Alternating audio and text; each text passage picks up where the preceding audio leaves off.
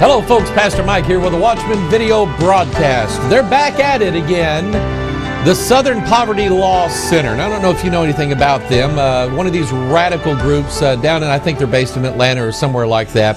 Southern Poverty Law Center. I wonder if they'll represent me because I'm poor. Anyway, they've issued a new report, scathing report, WorldNet Daily says. Tea Partiers just like Timothy McVeigh. A new attack by the Southern Poverty Law Center charges the Tea Party movement is shot through with radical ideas and tied with hate groups, furious anti-immigrant vigilante groups, and so-called patriot groups.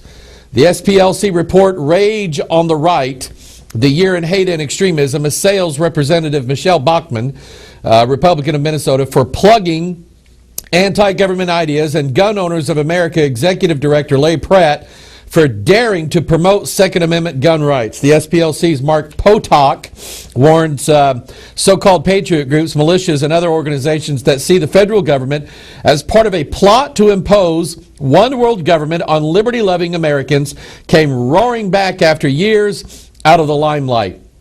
The report echoes themes in a U.S. Department of Homeland Security report last year. We talked about that on this broadcast, that characterized right-wing extremists as opponents of abortion and illegal immigration and supporters of gun rights and third-party political candidates. You know, it seemed like there was a lull in activity as far as the White House and our Congress goes, toward the end of last year into this year, because the health care bill didn't pass, and all these things that we had actually warned about from the beginning of the year last year all the way through, and other organizations warned about that could be taking place. A lot of these bills that they were wanting to pass, they didn't get passed for some reason. The health care bill didn't get passed. What was some of the other things? Some of these gun things didn't get passed, and so everything just seemed like it was quieting down there for a while. And to be honest with you, I was running out of stuff to talk about on our Watchman video broadcast. But now it just seems to be scooping back up again. Now we're talking about what they call the nuclear option when it comes to health care. Someone was talking to me today about communism, and I will tell you that we in this country are making grand steps toward communism in this country. The grandest of all these steps would be a socialized medicine health care bill that they say they're going to use a nuclear option. Now, the nuclear option is basically, it's something called reconciliation in the Senate or the House of Representatives or something like that, where they don't need as many votes for it to pass. That's what they're probably going to go ahead and try to jam it through. And we are taking steps in this country toward a socialist/communist government into this country. This is where we're headed.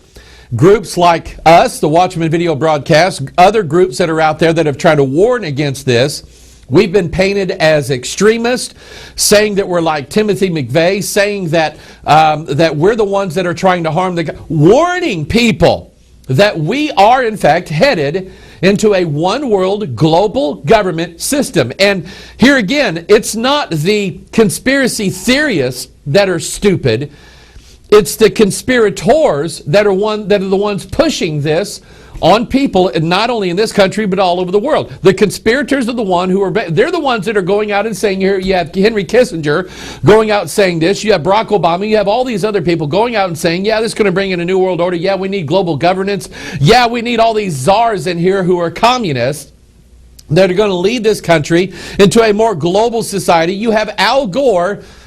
I read this the other day. I should have put it in here. You have Al Gore, after all of these blizzards have moved through the East Coast, Washington, D.C., and some of our watchers out have sent me pictures of what's been going on out there. It is unreal the amount of snow that they've had out there.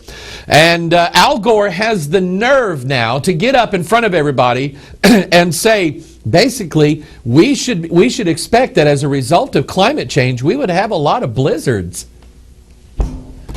I don't know, but anyway, they're painting us as the nuts, and the Southern Poverty Law Center is one of the most liberal, socialist-leaning, communist-leaning organizations in the country. And I will tell you now, I just think about this, okay? The right-wing extremists in this country are the ones who have all the guns. maybe the liberals shouldn't pick a fight with the right-wing extremists. And I'm just saying. I don't think I'd use my gun on another human being unless they were tearing my house apart. But I'm just saying, I don't think maybe they should pick a fight with all the right-wing extremist gun owners in this country. I'm going to go back to something that I've been talking about. In fact, I've got my Bible open here to Matthew 24, and I want you to understand, I believe the Bible. I mean, yeah, there's a no story. And by the way, I'm going to talk about earthquakes today. You will want to hang on to your seats on this one, okay? I've got something to share with you today on these two earthquakes, the one in Haiti and the one in Chile. And I tell you, people have been sending me stuff about HAARP, the high altitude frequency antenna array or whatever it is that supposedly can do weather modification. Supposedly it fries people's brains. Supposedly it's part of mind control. The truth is we don't really know what HAARP is or what it does. I mean, it might just be this giant microwave oven for the government. I mean, I don't know. And so I was getting sent emails from people saying, hey, Pastor Mike, you need to look at this. We caused this earthquake in Haiti. And I'm going, I don't know. I stopped dead in my tracks earlier this week. I had one of these where the Lord was going, hey, Mike, I want to show you something. And I'm going to show you something about these two earthquakes that since we don't know about HAARP and since we don't know about the New World Order and how they can do this and how that, we do know the King James Bible. And I'm going to show you some things from the book that maybe might make some sense. You want to hang on here. But anyway, Matthew chapter 24. These are the things that Christ told us to be looking for. As watchmen, we're to be watching things. We're to look for things, and we should be able to recognize when things happen. So here's what Jesus said, Matthew 24. He said, take heed that no man deceive you, for many shall come in my name, saying, I am Christ, and shall deceive many. The Christ consciousness now has moved into just about every facet of American Christianity that there is. I am Christ and shall deceive many, and ye shall hear of wars and rumors of wars. This report by the Southern Poverty Law Center is a rumor of war. You shall hear of wars and rumors of wars. See that you be not troubled, for all these things must come to pass, but the end is not yet. So hang on. He said, for nation shall rise against nation, and kingdom against kingdom, and there shall be famines, and pestilences, and earthquakes in diverse places. We're going to talk about the earthquakes here in a little bit. But I want to get to this nation shall rise against nation. Now, you guys know me. I'm a King James guy. I believe God wrote this Bible. He wrote it in Hebrew, Greek, Aramaic, and He translated it into English. That's what I believe. And I believe it biblically. The Bible tells me that He did that. But anyway, one of the few Greek words that I know is the Greek word here for nation, that is ethnos. Ethnicity, ethnic, races. The nations are the races of the world, and we are, the Southern Poverty Law Center is one of those groups that is pushing the radical left through the African Americans in this country and the Hispanics and everybody else. I believe, now, if I believe the Southern Poverty Law Center is pushing the radical left, I also believe that there are people and organizations that are pushing the radical right. Get that in your mind, because I'm going to go back to this concept that I've been teaching throughout all the year. This idea of Baphomet. Baphomet, remember, he has Salve written on one arm and he has Coagula written on the other. He is about the dissolution and the rebinding or the rebuilding. You have to, in order to have a new world order, you must tear down the old world order. And in order to tear down the old world order, all you got to do is just let the two opposites clash in the middle. Things like this are doing nothing but that. This side is stirring up this side. This side is stirring up this side. And I'm telling you people, get ready. There is going to be an inevitable clash inside of our country. All of this coincides with earthquakes. Here's another story that I wanted to deal with. The White House land grab. Here they are again. This is by Senator Jim DeMint. He said, you'd think the Obama administration is busy enough controlling the banks, insurance companies, and automakers, but thanks to whistleblowers at the Department of the Interior, we're now learning they're planning to increase their control over energy-rich land in the West. A secret administration memo has surfaced revealing plans for the federal government to seize more than 10 million acres from Montana to New Mexico. Yeah, try doing that in Montana. Montana, they've got more guns than people in Montana.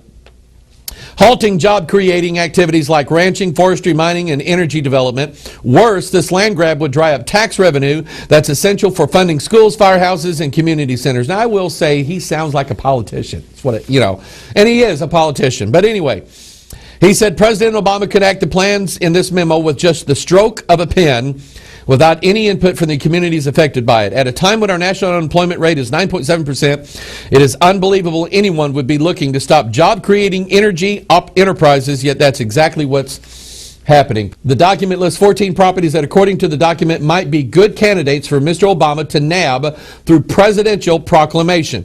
Apparently, Washington bureaucrats believe it's more important to preserve grass and rocks for bird watchers and backpackers than to keep these local economies thriving. I'm not going to continue to read on this, but the government has been doing this before. In fact, I don't know, there's a thing floating around the internet. It's a map, and I don't have one. It's a map of all the places in the United States that are like UN-controlled biospheres, and it's just enormous, the amount of land that we, the people, no longer have any control over whatsoever.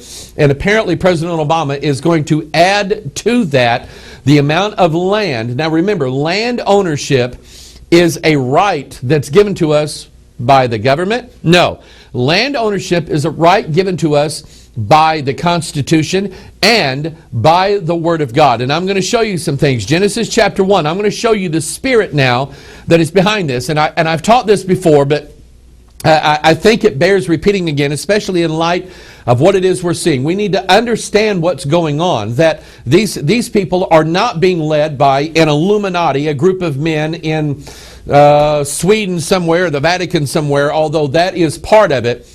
They're being led, as you and I are led, by a spirit that doesn't like men or people on land. Genesis chapter 1, verse 26. Here's what God said. And God said, let us make man in our image, after our likeness, and let them have dominion over the fish of the sea, and over the fowl of the air, and over the cattle, and over all the earth, and over every creeping thing that creepeth upon the earth. God is the one. Now watch this. God made the world. He made the whole earth, so it belongs to Him. Then God made all of the little animals and all the little trees and all the little creeping things, and it belongs to God. And then God made man, and man belongs to God. And God said, man, I'm going to let you have dominion over everything. And that's the position that God placed man in. But I want you to remember that the earth, and this is how she's worshipped throughout all the world. The earth is worshipped as a goddess. The spirit of this world is Mystery Babylon the Great, the mother of harlots and abominations of the earth. That is her title, and that is the spirit that is guiding Al Gore, that's guiding all these environmentalists, that's guiding this land grab that Obama is part of. It's guiding all of this stuff. And you need to understand why she's this way. She represents, and I've said this before, but I'm going to show you this in 1 Kings. She represents the transfer of biblical authority. Here it is. God gave the earth, God gave man dominion over the earth. Okay? Who wants dominion over the earth? Lucifer does. He wants to be the god of this world. He wants to be the god of everything.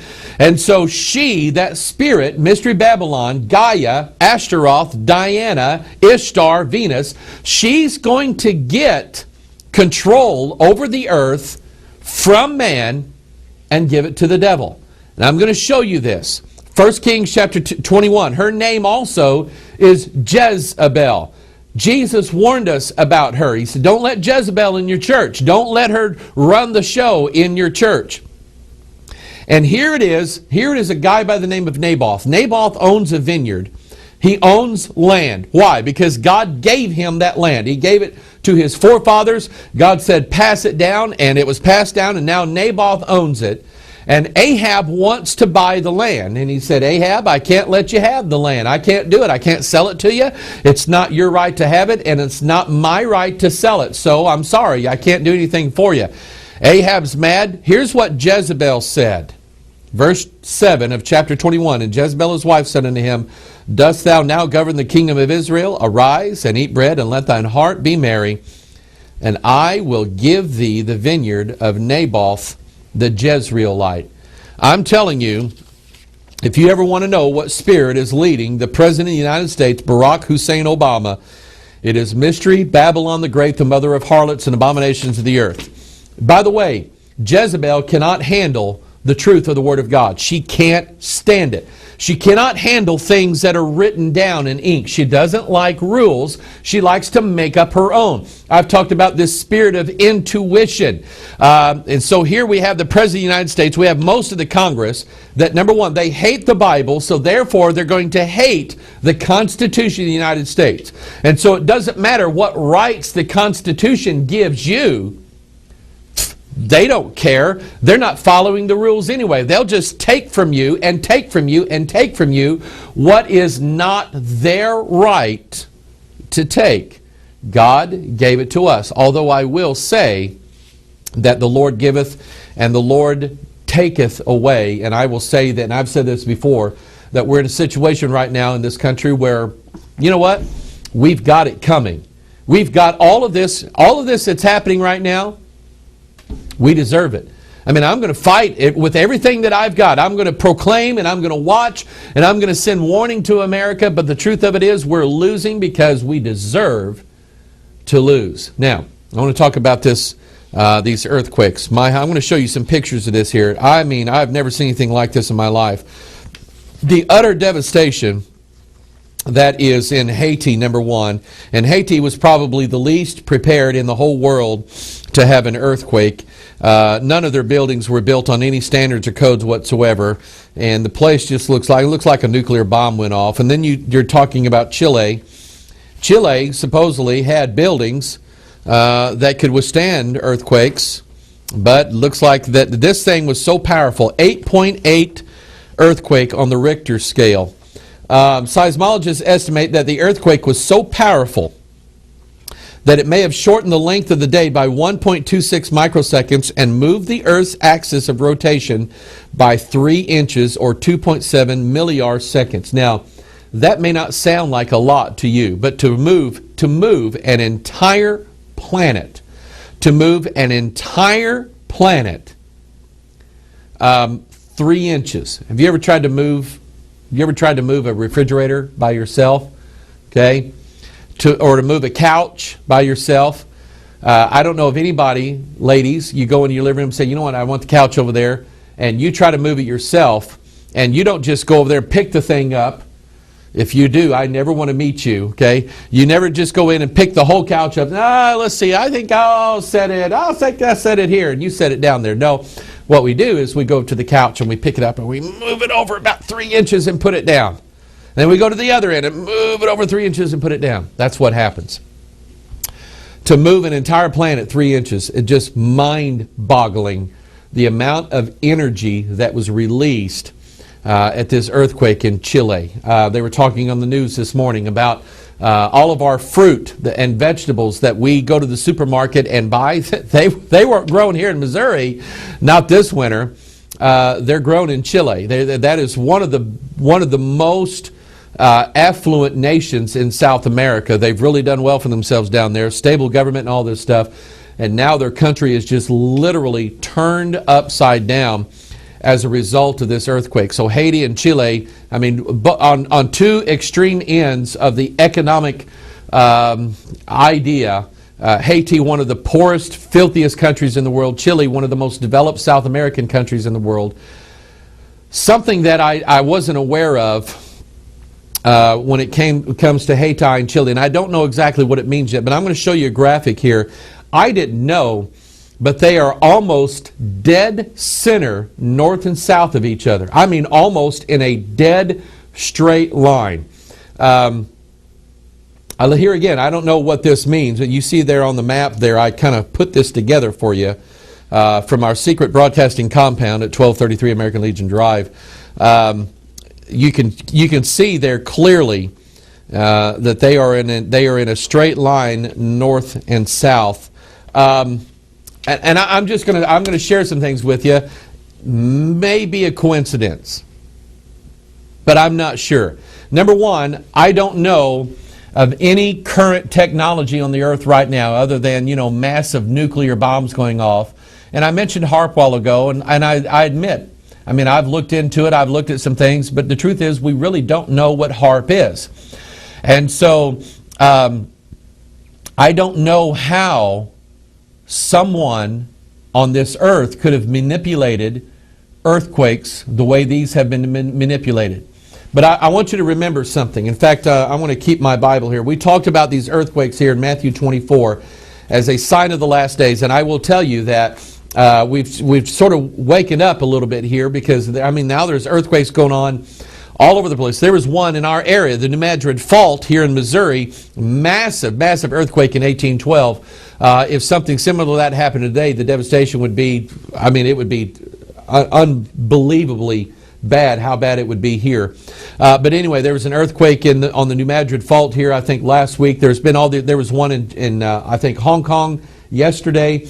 All these earthquakes are taking place all over the place. And I don't know, I'm not saying, boy, we're going to be raptured. It just, any minute, in fact, I probably won't get done talking, we're going to be raptured.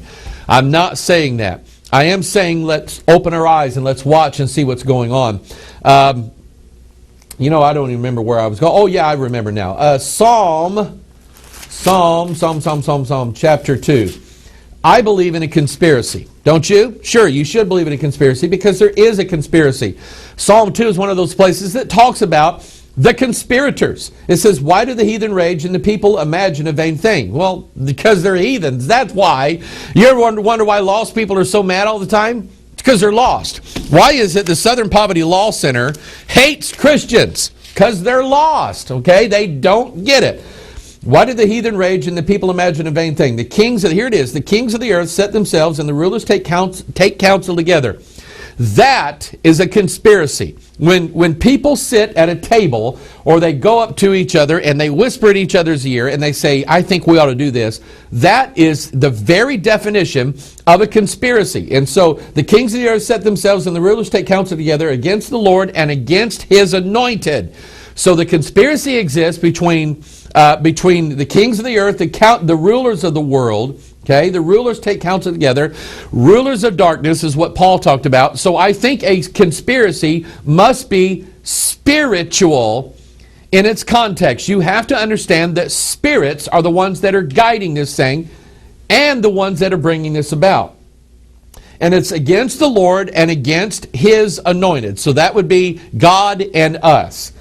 So he says, number 3, let us break their bands asunder. Now I want you to think in this context. Okay, I've talked about the bands of marriage. I've talked about the bands that bind things that keep things from happening. Let us break their bands asunder. There is also another band. I'm fixing my tie here, okay? There is another, this little part of it here just keeps wanting to fly out and say, hi. Okay, so I'm going to keep him back in here. He doesn't belong on camera. Anyway, I don't normally talk to my tie, but anyway. Anyway, I want you to think of a band. I want you to think of something that is banded together. It is the 2 strands of deoxyribonucleic acid. Okay, I want you to think about that. They are banded together by the 4 base pairs, adenine, guanine, cytosine, thymine. That is a picture of the 4 Gospels, Matthew, Mark, Luke, and John. Okay, so I want you to think of that way. Let us break their bands asunder and cast away their cords from us. We know that, and I'm going to get into this here in a little bit, and I'm going to show you from the Bible, if you have not been following us here, kind of what I mean by that. But I felt a nudge. Jazz, our dutiful, wonderful webmaster, Jazz, down in a secret broadcast, not in a secret microcomputer server facility down in Ozark, Missouri. She always talks about how she gets these nudges every now and then from the Holy Ghost. And I do. I get these little nudges. Every now and then I get one of these, God saying, do this. But the other night I got a nudge. And it was like God was saying, look at the dates. Mike, look at the dates. And I've had that happen before. And so, I was at home. I didn't have a computer in front of me. I didn't have the internet or anything like that. So I thought, well, I'm going to wait till the next day. And I come in the next day, which I think was Wednesday, and I looked at the dates. The Haiti earthquake took place January the 12th. That date, nothing really significant about that day other than it's the 12th day of the year. The Chile earthquake took place February the 27th. Here again, nothing significant about that. There is a date in there in the middle. It is February the 2nd, which is the 33rd day of the year. If you remember the movie Groundhog Day, Groundhog Day was about the emergence of the God-man, because this man kept reliving his life all over again, dying and resurrecting and getting better, and he was climbing up the ladder of godhood on the 33rd day of the year, February the 2nd. The comic book series I have called The Son of Satan. The Son of Satan is the son of Lucifer and a human woman, and he is born on February the 2nd. There's all this stuff I talked about in some of our videos about that. So anyway, there's that day there. But anyway, there's something else that goes along with this. When I counted the number between the dates, January the 12th and February the 27th, I ended up with exactly 46 days. Now, if you followed our ministry, you know that number is very, very important, and I'll show you why. Psalm chapter 139, verse 16, "Thine eyes did see my substance, yet being unperfect, and in thy book all my members were written, which in continuance was fashioned, when as yet there was none of them." David was describing for us by inspiration of the Holy Ghost the DNA strand, which we know is written exactly like a book. In fact, here's a little graphic I found here. DNA is written out exactly like a book. It is a book that God wrote, and DNA is stored in what's called X chromosomes, and those X chromosomes are stored in the cell nucleus, and it's like a perfect picture of the law inside of the Ark of the Covenant in the most holy place of the tabernacle. Everything about this is it just blows me away. But I want you to also notice that an X chromosome, I want you to notice what it looks like. It looks like a cross or an X, and I want you to think about that, because we're going to see some things that we're going to tie it together here in our broadcast. And oh, by the way, here's this graphic here. Those chromosomes are paired in pairs, and there's exactly 23 of those pairs, or precisely 46 chromosomes that make up our DNA. Now, I'm going to show you some patterns that leads me to believe that the timing of the earthquakes, I believe, is significant. I think it sends a message, or I think it's part of a greater plan, part of what we've been watching for. In this broadcast and in our ministry, they shall mingle themselves with the seed of men. We'll get to that here in a minute. And I want you to note that in your King James Bible, all of this started out, and God just had me count things in the Bible. If you go to Genesis chapter 3, you will find this exactly what Lucifer says to Eve. The exact words that the serpent speaks to Eve in Genesis chapter 3 in the Garden of Eden to cause a change in her. He spoke exactly 46 words. So therefore, now that she has sinned and Adam has sinned, the Bible says that all that are born of Adam and Eve, they are all sinners. For all have sinned and come short of the glory of God. That's like Romans 3:23. And so I want you to get this concept. In Genesis chapter 11, when they are building a tower, and I want you to look at this tower. This tower, I think it looks like DNA. It is a spiral staircase, and I'll show you that here in a minute. But in the narrative, in the biblical narrative, in the King James Bible of Genesis chapter 11, they are speaking exactly 46 words. Go to, let us make brick. Who is it that builds with bricks? Masons. There you go. Let us make brick and burn them thoroughly. Go to, let us build us a city and a tower whose top may reach unto heaven, and let us make us a name, lest we be scattered abroad upon the face of the whole earth. Exactly 46 words again, and I think it all has to do with the human genome, or man's DNA. I want you to look at another pattern here and found in the King James Bible, Luke 23:23. That's a 46, by the way. And they were in an instant with loud voices requiring that he might be crucified. Now that is the 23rd occurrence of the word crucify or crucified in the King James Bible. And crucifixion has to do with the death of your flesh. And that's why, and that's why when we look at the temple that Solomon built, we get this pattern of 23s. Remember, your body is the temple of God. This body that is right now is the temple of God. So when we see a temple in the Old Testament, we're to think of this body right here. In the Masonic House of the Lodge temple, they write on their building, Masonry builds its temples in the hearts of men all over the world. And remember, Masons are all about building Solomon's temple. So when we look in the Bible, 1 Kings chapter 7 verse 21, there is an interesting thing here that God showed me here a couple years ago. It just blew me away. Remember these two columns that were built in Solomon's temple, Jachin and Boaz. Both of them are exactly 23 cubits tall, 46 cubits in total. They are a representation of the 46 chromosomes where our DNA is stored. Now, that is exactly the focus of what Freemasonry talks about. Freemasonry says that they're secret. In fact, I got Fat Albert's book here. I always keep it here with me. It's just good to have old Fat Albert around here. Fat Albert Pike, and he writes in Morals and Dogma, and he talks about it here. He talks about Jachin and Boaz. And he says the secrets of Masonry are in Jachin and Boaz. Now we know what he's referring to. He's referring to the secret of Freemasonry, which has to do with man's DNA. So I want you to get a glimpse of these two towers. Think about that for a minute. Jachin and Boaz, representing the 46 chromosomes, man's DNA. Remember, solve and coagula. The old has to be brought down so new can rise up in its place. Think about it.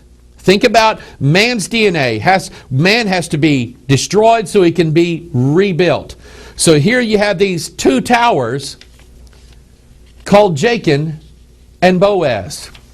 Destroyed, brought down. And a new one, a third one, is rising in its place. That is exactly what the plan of the ages is. You remember this. This is a game called the Illuminati, was prefigured. I mean, this whole thing about this game came out before September 11th, 2001. And here you see the Twin Towers blowing up. Remember this rap group called Coup, Party Music. I wonder if Barack Obama has this album. I bet he does. Because a coup is a military takeover. Party music refers to the Communist Party. And here they are. This album comes out, I think, in May of 2001, before the World Trade Centers were destroyed. These buildings being blown up, I mean, almost in the exact places where those planes land. All of this was seen in a tarot card called the Tower. Remember, Jachin and Boaz, the two towers. The Tower card basically spells out that the old institutions are coming down. Here you have this imagery of a tower being destroyed, catching on fire, lightning. I wonder who that is. Destroying it, people falling out of it. The Tower card promises that a new one is going to rise up in its place. Then we go to the Masonic Lodge, the House of the Temple Lodge, Washington, D.C. You have these two spiral staircases, which are a picture of human DNA.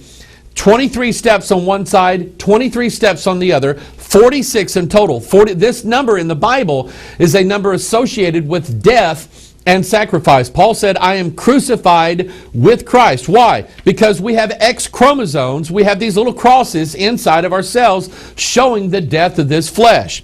And so here we have in the Masonic House of the Temple Lodge, 23 steps on a winding staircase, just like DNA, 23 and 23, that's 46. Oh, in front of the Lincoln Memorial in Washington, D.C., you have exactly 46 steps coming from the reflecting pool up to the top. I was there and I counted them one time. And by the way, you walk up the 46 steps and enter the temple where the statue of a god is. See, it's pretty simple, isn't it? Do you remember where you were if you were old enough? November the 22nd, 1963, when a man received a deadly head wound He was 46 years old. I'm going to do a video on that this year. Are you seeing a pattern? The destruction, death, breaking down the old so a new can be built up. And associated with the number 40, the exact number of chromosomes that we have where our DNA is stored in our bodies. I'm telling you, there's a pattern here. Okay? And in doing this research yesterday, here's something I didn't know. And I called Jazz, our webmaster down there, and I mentioned this to her, and she said, oh yeah, I used to be Catholic, I know this. And I said, and you never bothered to tell me. Well, I didn't think about it. We just went into the season of Lent. Now, I've been going around telling everybody that Rick Warren's purpose-driven life, 40 Days of Purpose, was based upon the season of Lent and the 40 days. That's what I knew about it. I didn't know that Lent actually lasts longer than 40 days. It starts with Ash Wednesday. Let's see, Ash Wednesday. The day on Wednesday where you go to the Roman Catholic Church and they take the ashes of things that have been burnt and they put, oh look, they're putting an X chromosome on people's heads here. Imagine that. And Ash Wednesday leads up to Easter Sunday. Now, this is all about the death and the resurrection, or the giving of life again. Let me read this to you from the Bible so you think, well, it's talking about Jesus? No. It's not. And I'm going to show you that. Revelation chapter 13 here. Let me get in the right place. The beast which I saw was likened to a leopard, and his feet were as the feet of a bear, and his mouth as the mouth of a lion, and dragon gave him his power and his seat and great authority. And I saw one of his heads as it were wounded to death. Remember JFK? Where was he wounded at? Where are they putting this ash on here? And his deadly wound was healed. All throughout Albert Pike's Morals and Dogma, and all throughout Dan Brown's lost symbol, they're talking about the death and the resurrection of the lost symbol, the lost word of Freemasonry, the Antichrist, Osiris, Bacchus, Apollyon, Hermes Trismegistus. All of these are emblems of the Antichrist. And it doesn't take a rocket scientist to figure out that the Roman Catholic Church is all about bringing in the work of the Antichrist in the last days, including the mother of all harlots, Mystery Babylon herself. And so I want you to think about this. So here we have Ash Wednesday, and exactly 46 days later, you have Easter Sunday, where we have the resurrection. Listen to this article concerning, the article says, where does the Catholic Ash Wednesday originate from? This says, every Catholic in the world knows what Ash Wednesday it is. The Wednesday after Quinquagesima Sunday. Boy, I never read that one before, which is the first day of the Lenten fast. This is the day when Catholics put ash on their forehead as a religious tradition. The question is, how many devoted Catholics really know the real story behind Ash Wednesday? How many know that this tradition has clear pagan roots? Ash Wednesday was taken from Roman paganism, which took it from Vedic India. Ashes were called the seed of the fire god Agni. Think about it. The seed of the god with power to forgive sins. Ashes were said to be a symbol for the purifying blood of Shiva, in which one could bathe away sins. During Rome's New Year Feast of Atonement in March, people wore sackcloth and bathed in ashes to atone for their sins. As the dying god of March, Mars, took his worshippers' sins with him into death. The carnival fell on Dies Martis, the day of Mars. In English, this day was Tuesday. Hence, we get the word Mardi Gras, Fat Tuesday, because Mars was identified with the Saxon god Tieu. In French, the carnival day was Mardi Gras, Fat Tuesday, the day of merrymaking before Ash Wednesday. Ashes are the residue. Now, listen to this. Ashes are the residue of fire, and just as fire is regarded in mythology and folklore as something which purifies and also regenerates or brings new life, so the same properties are associated within the ashes. So I want you to get this imagery here of ashes, something after 46 days rising up out of the ashes. And that's where you get the symbol of the phoenix. The phoenix is a mythical bird. The phoenix is the essential identifying mark of the Antichrist. The phoenix is the Antichrist. This bird rising up, being killed and destroyed in fire, That's where the beast is right now. He's in the bottomless pit. He's in hell. And he's going to rise up out of his own ashes into resurrection. And all of this happens in a period of 46 days. I'm interested to see what's going to come of these two earthquakes in Haiti and in Chile concerning the rising of the Antichrist or the bringing in of a new world order. I am interested to see what's going to happen.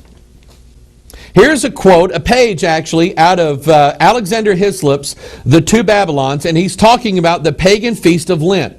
He says, it is highly probable that the 40 days fast of Lent was made in later times to have reference to both. Among the pagans, this Lent seems to have been an indispensable preliminary to the great annual festival in commemoration of the death and resurrection of Tammuz, which was celebrated by alternate weeping and rejoicing, and which in many countries was considerably later than the Christian festival, being observed in Palestine and Assyria in June, therefore called the month of Tammuz in Egypt. This is the name that actually shows up in your King James Bible. Remember, God is taking Ezekiel all through the He's taking him through the temple area, and he's showing him the abominations that are, listen to this now, this is good. He's showing him the abominations that are going on inside of the organized religion of the country. Boy, can't we see that taking place right now. And I'm telling you people, the organizations, the denominations, the ministries of which we used to be a part of, they are growing more corrupt every day. And the higher up the ladder you go, this is what you see. But at some point, God takes Ezekiel and he says, I'm going to show you this. In chapter 8, verse 13, he said also unto me, turn thee yet again, and thou shalt see greater abominations that they do. Then he brought me to the door of the gate of the Lord's house, which was toward the north, and behold, there sat women weeping for Tammuz. Undoubtedly had a little X chromosome in ash sprinkled upon their forehead. Now, again, I'm going to say this. It remains to be seen. I believe in patterns. When God nudged me on this saying, and I'm not saying this is thus saith the Lord. I may be an idiot for bringing this up, but I think I see a pattern here, and I think it remains to be seen what is going to follow next as a result of this. But I wanted you to be aware. I think that we're living in interesting times. And when it comes to earthquakes, here's what the Bible says. Matthew 27, verse 50. Jesus said, when he had cried again with a loud voice and yielded up the ghost, and behold, the veil of the temple was rent in twain from the top to the bottom, and the earth did quake, and the rocks rent, and the graves were opened, and many of the bodies of the saints which slept arose. I will tell you, I believe in the symbols and the stories and the types and the figures in the Bible. I believe in the resurrection of Jesus Christ. I believe in the resurrection of you and I. If we die before we're translated into heaven, I believe that we'll be resurrected. But I also believe in the resurrection of the beast in the last days. And I think, according to the things given to us in the Scriptures, I think that it's going to be accompanied by earthquakes. Certainly, this is starting to make sense to me. Remember when we talked about Joel's army in a few broadcasts, we've talked about the whole Joel's army thing and how Joel's army really wasn't all these super Christians that were better than everybody. It was actually this demonic league that comes out of the bottomless pit. Joel chapter 2 verse 9, they shall run to and fro in the city, and they shall run upon the wall, and they shall climb upon the houses, and they shall enter in at the windows like a thief, or like politicians, and the earth shall quake before them. In other words, the earthquakes are going to take place first, and then Joel's army. The earth shall quake before them, and the heavens shall tremble, the sun and the moon shall be dark, and the stars shall withdraw their shining. Go back to read Matthew chapter 24. You're going to find the exact same there. Go read Acts chapter 2. Go read other places in the Bible where the sun is darkened and the moon does not give her light, and then the stars fall.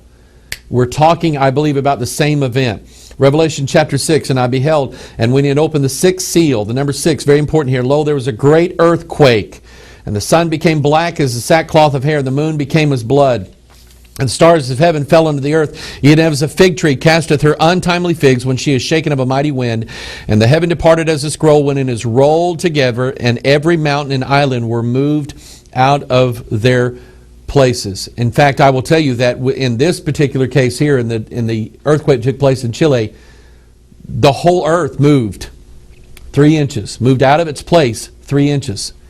That's a big thing. The Bible says that in the last days that there's going to be earthquakes that are so terrible.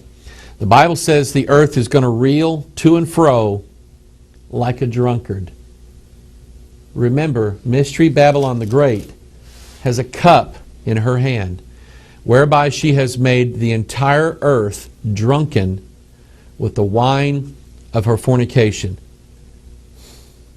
As little as I know about how you make an earthquake happen, I'm starting to believe now that a conspiracy, spiritual forces working together to bring in a new world order, I think they just left their mark, their signature of what they've done. If you want more information on this, I suggest getting our video, The Babel Conspiracy. We talk a lot about these little signatures that are taking place, things that are happening that have significant dates or occult numerology or symbolism associated with it.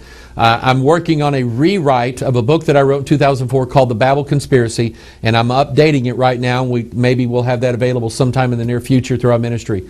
But anyway, folks, it's starting to get interesting again, the times that we're living in. And I'm going to ask you this. I'm going to ask you, are you saved? Are you born again? Are you a Bible-believing Christian? I'm not saying are you a self-regenerated, self-rehabilitated, self-thinking, I don't need a Bible to be a Christian. I'm asking you, are you a born-again, Bible-believing Christian? You can believe all the conspiracy theories in the world, but unless you believe the Bible, you're going to go stand in line to get a mark on your right hand or forehead. This is Pastor Mike. I love you. Continue to pray for our ministry. Thank you so much for all the encouragement, all the responses, all the emails, Man, you guys are good to me. I love you so much. Thank you so much for making this, what we do here, so much fun. And I hope it's a blessing to you. Pray that God will come along one day and give me another one of those little nudges. And I'll share it with you on the next Watch My Video broadcast. This is Pastor Mike. And we'll see you on the next Pure Bible Study. God bless you. Bye-bye.